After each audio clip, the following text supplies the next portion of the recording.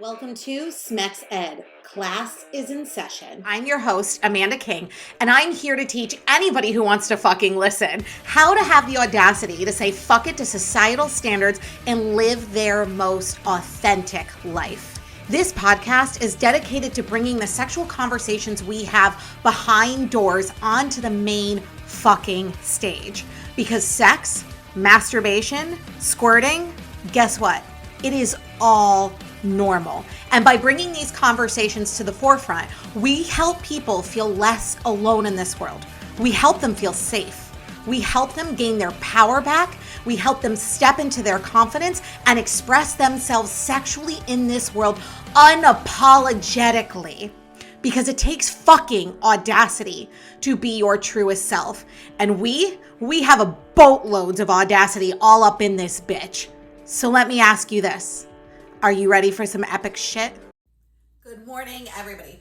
So I wanted to answer this question because I wrote an entire article about this subject and dropped it yesterday on Smex Ed's website. So if you want to go read this rather than listen to me go through it, go to www.smexed.com. I talk about the 12 different styles of orgasms that vulva owners can have. However, I do not discuss female ejaculation and or female squirting in that article. And the article is fairly brief and touches upon them just a little bit. If you're looking for a more extensive training on them, I have a Smex Ed class dedicated to this entire topic, which is the 12 types of orgasms, female squirting, female ejaculation, how to achieve each, how to stimulate each, and some information about it. It's a 52-minute long training. I'll link it below. But for the purpose of today, I am briefly going to go over the 12 different styles of orgasms, and I'm going to talk about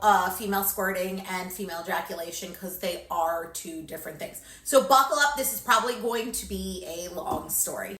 Now, the first style that we are going to discuss in the 12 style of orgasms is an oral orgasm. And no, I'm not talking about oral sex. I am talking about people being able to achieve an orgasm through kissing alone. You have to think of the mouth has so many nerve endings that are connected throughout the body. And so when you practice sensual, deep, like fucking sexual kissing, it can cause your partner to orgasm. Like, you have to think of it this way.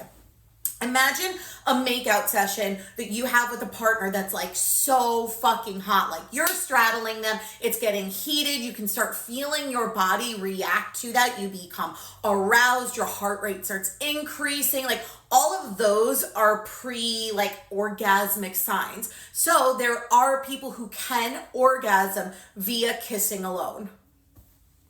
Oral orgasms do take a bit of time and a bit of patience with them. So if you were looking to try something new that's not a penetrative orgasm or one of your run-of-the-mill orgasms, you could try this with a partner. Like I said, deep sensual kissing is key. All right, so let's discuss the next style, which is the nipple orgasm. And this is not just direct nipple play. It is indirect play, like breast play, as well as nipple play. Kind of a fun fact, the nerve endings in your nipples are actually connected to the same nerve endings in your brain that your genitals are. And this is why people feel pleasure when their nipples are being stimulated. And this doesn't go for everyone. Some people don't really have sensitive nipples. It doesn't work for them. That's totally okay. But for those who really like this sensation, the idea is to continuously stimulate the outer edges of the breasts first, then work your way in towards the nipples. So ways of stimulating the nipple, indirectly, massages, directly, you could literally use anything. There are various amount of toys such as nipple clamps, nipple suction toys that can help with stimulating the nipple to achieve orgasm. There is temperature play, so using ice, using hot wax. There is nibbling, kissing, biting, flicking. Everything and anything goes. You could take a vibrator and put them against your nipples and feel the vibrations. You can take an air pulse technology toy that's supposed to stimulate oral sex and place it on your nipple instead of your clit to feel nipple stimulation. Any of those things will work. It's about discussing with your partner what they like and just figuring it out through experimentation. next style is one of the most important styles, which is the clitoral orgasm. Sometimes, because we grow up in a penetration-focused society, we tend to focus way too much on penetration of the vulva rather than clit stimulation. Some little interesting facts about orgasms in general for vulva owners. Only 18% of vulva owners can get off via penetration alone without any other additional stimulation. So clit stimulation is utterly fucking needed when it comes to pleasure for vulva owners. And this is because the clit is, the clit contains 10,000 nerve endings. Compare that to the head of a penis, which only contains 4,000. So it is this huge, intricate nervous system that just radiates throughout the body, and it's much longer than you actually think. What you actually see is called the clitoral hood. That is a small piece of the entire system. The entire system is kind of shaped like a wishbone, right? It can be anywhere from 3.5 to 4.5 inches long and as wide as 2.5 inches. And it stretches down the side of the labia. So when we are talking about clitoral stimulation, yes, we are talking about clitoral hood stimulation. We are also talking about stimulating the outsides of the labia.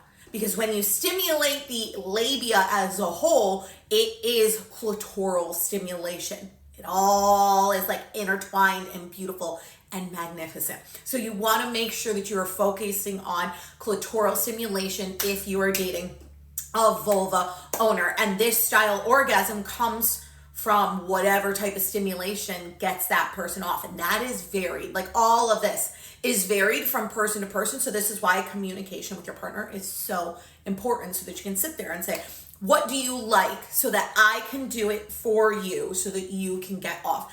And ways of stimulating the clit: oral, fingers, toys, cold play, hot play. The possibilities are endless, so just have fun exploring those.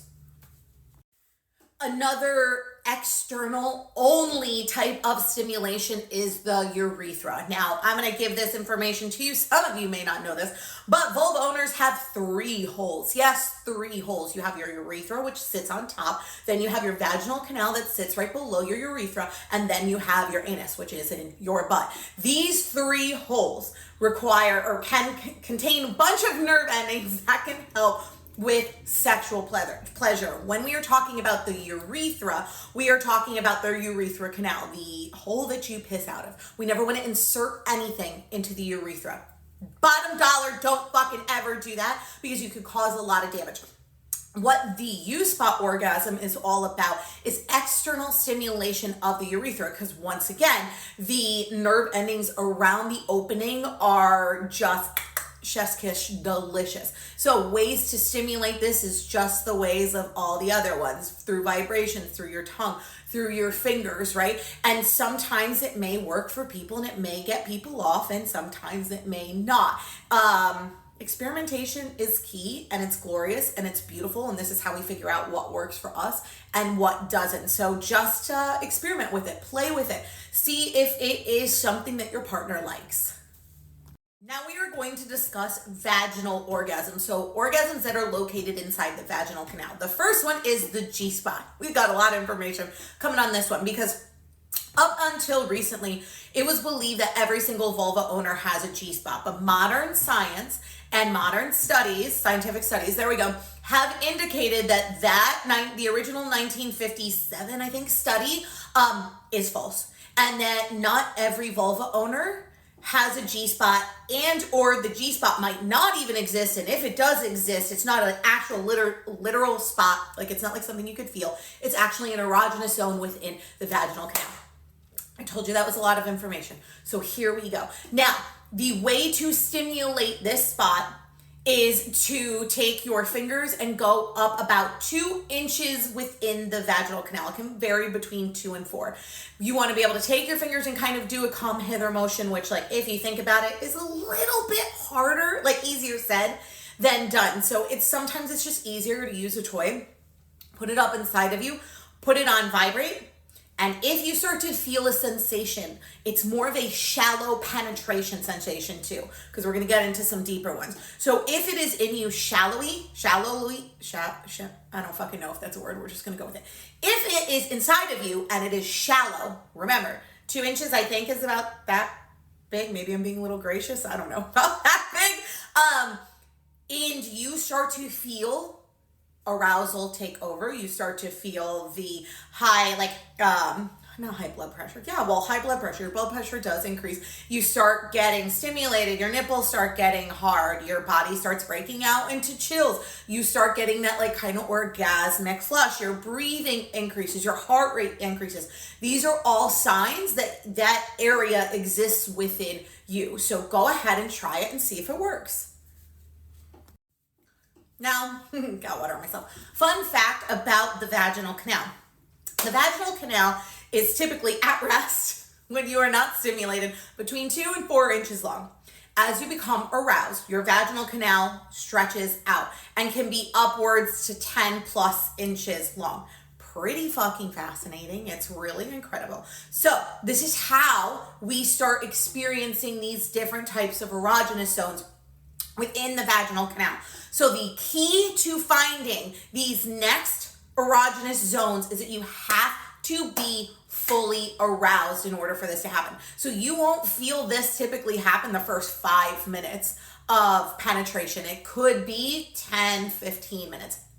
So the A-spot orgasm, which is called the anterior fornix orgasm, which is found in the anterior fornix erogenous zone. Say that 10 times fast. This is located within 3 to 6 inches within the vaginal canal. Some people say you can actually also stimulate it anally, like when you are having anal sex, you actually hit up against your anterior fornix erogenous zone. So sometimes you can actually stimulate the zone anally as well as vaginally. And with this type of stimulation, it's against the front end of the vaginal wall. So when you read about it, they say the best way to stimulate it, once again, this is a fucking easier said than done, is to stick your fingers in front of you and kind of do a windshield wiper motion with your fingers. If you're using a toy, it is just about deeper penetration and possibly just shifting the toy a little bit from side to side or in and out, depending on what type of stimulation you like. This is why thrusting vibrators and thrusting and rotating rabbit vibrators tend to be popular because they tend to hit these spots without having to constantly pull it in and out of you. But yeah, that's the anterior fornix erogenous zone. Now, the deepest penetrative orgasm that you can feel is your cervical orgasm. That's because the cervix is located deep within the vaginal canal, usually around 6 to 8 inches in there. And it is chock full of nerve endings. A lot of times, vulva owners can feel this type of stimulation with deep penetration. And sometimes during doing kind of a standard missionary may not get it there. So doing positions that help you achieve that deep style penetration. So the first one that kind of comes off my head is any position where the vulva owner is on top. So reverse cowgirl, just riding on top. And this is because the vulva owner is able to position themselves as deep as possible on top of the penis, and they can control the depth of the penis with their own body. So the cervical orgasm is also supposed to be the most intense orgasm that a vulva owner can feel. It is supposed to be the type of orgasm that radiates through your entire body.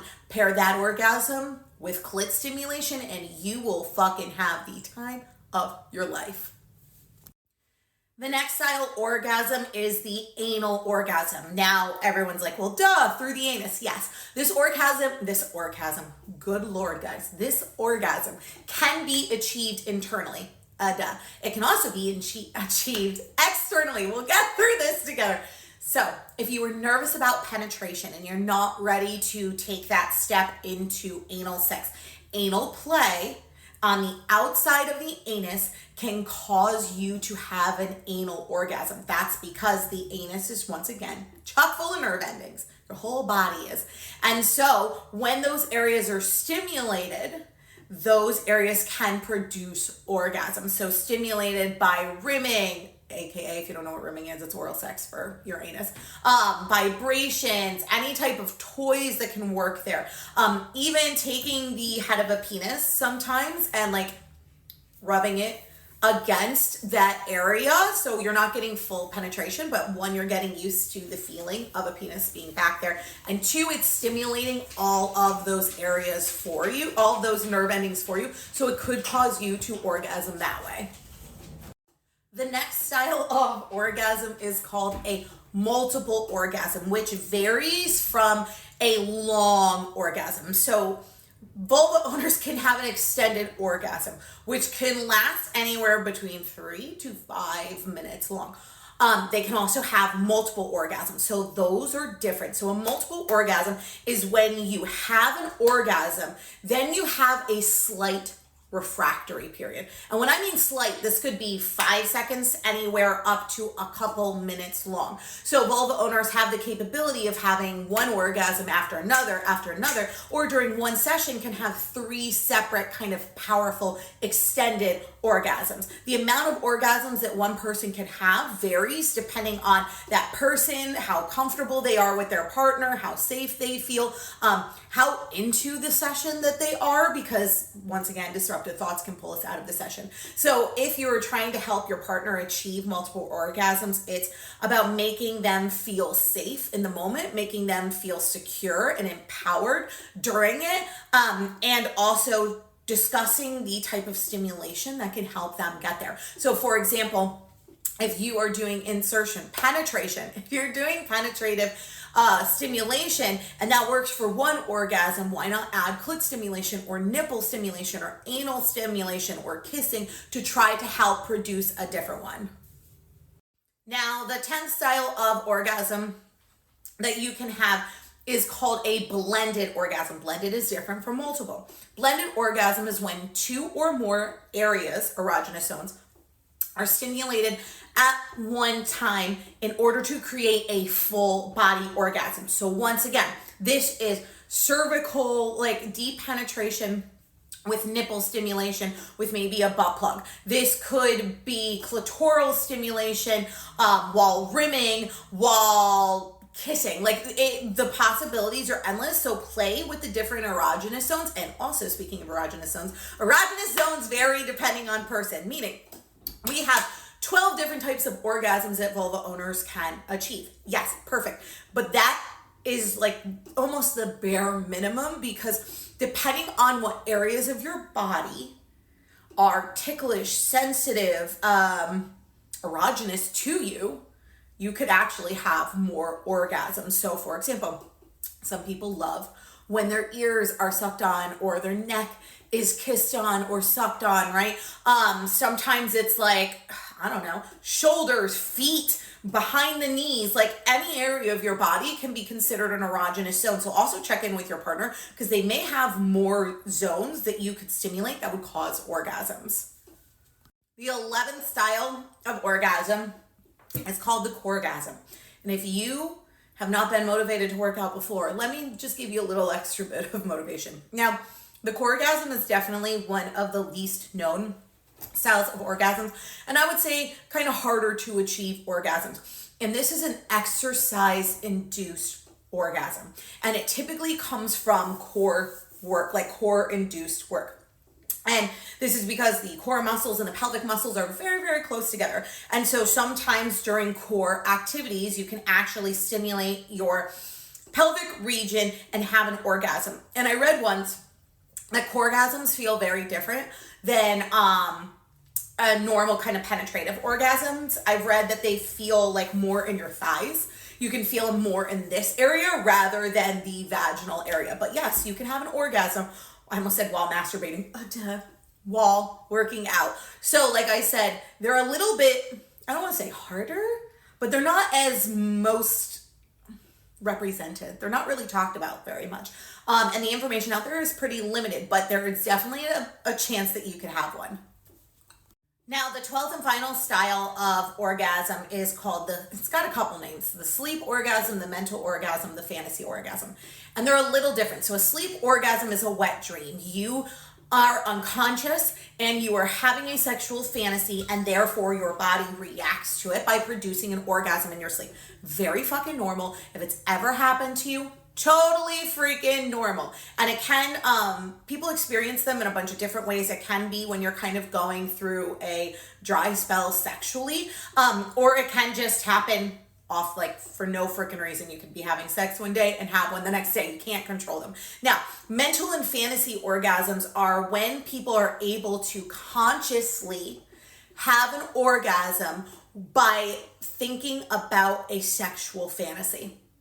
So yeah, there are people who can close their eyes, think about a sexual fantasy, and their body will react to that fantasy and they can have an orgasm. So depending on the name, sleep orgasm, mental orgasm, fantasy orgasm, it's all the same. The difference is just sleep is unconscious, mental fantasy is conscious. And I will throw this in there even though it's not really discussed a lot, but I was talking to a friend at coffee about this the other day, and I was telling him, like, you can actually have an orgasm via breathing as well. There are groups that practice a type of breathing exercise that can cause a full body orgasm without you even touching yourself. So like the possibilities are really limitless and quite fascinating. And the last two things I'm going to discuss are female ejaculation, which is the umbrella term, but there are two different things underneath this umbrella term. So we have female ejaculation and we have female squirting. Two separate things. That's for two separate things. Female ejaculation is when a vulva owner is stimulated and it is a milky white substance that is produced and excreted throughout the skin glands, which are located on each side of your urethra. Yes. Now, it is going to look like semen. It typically happens post-orgasm. However, there are vulva owners who can cream at any time. The amount of cream that comes out varies. The amount that someone can cream in one session varies. Then we have female squirting. Squirting is when a watery-like substance is excreted through the urethra. So it's stored in the bladder and then excreted through the urethra. Does it contain pee? Yes, a small amount of pee. Let's just be fucking real here. It is stored in the bladder and excreted through the urethra, which is the cavity in which the channel in which you pee from. So there's always going to be a small trace of urine. Is it all pee? Absolutely fucking not. It's full of PSAs and fructose and glucose and all of that beautiful things. So squirting typically happens, it can happen before an orgasm, during an orgasm, or after an orgasm. The amount of liquid that comes out, once again, varies depending on person and their comfortability and their safety and the amount of times that they have done it. Basically, your body self-awareness. The more aware you are of your body, the more you have the ability to do either ejaculate or squirt multiple times during a session. The amount of liquid, the same thing. Wait, did I just say that? I don't know. The amount of liquid varies depending on person to person. Sometimes it can be like a little dribble, especially at the beginning if you've never done it before, or if you're just trying to explore your body. It could be a little bit of just a drizzle. It also could be basically Niagara fucking Falls. It really depends on the person. Now, both of those things are also different from your natural lubrication and your natural arousal fluid. So I hope I answered all those questions. That was a lot of information, but as always, if you have any follow-up questions, feel free to snap me. And then once again, I will link the link. I will put the link of the article below so you can read it as well. Thank you so much for listening to Smex Ed with Amanda. And some parting words for you today. Remember this, no matter how hard society pushes you down, no matter how many times you fall, as long as you get the fuck back up, they can never stop you. You are unfuckable with. You will win. Don't allow this world to dictate how you show up in it. Don't allow society to make you bend the knee. Instead, make them bend theirs. And don't forget, if you like what you heard, go on to iTunes and Spotify and leave your girl a review. Until next time, my beautiful people.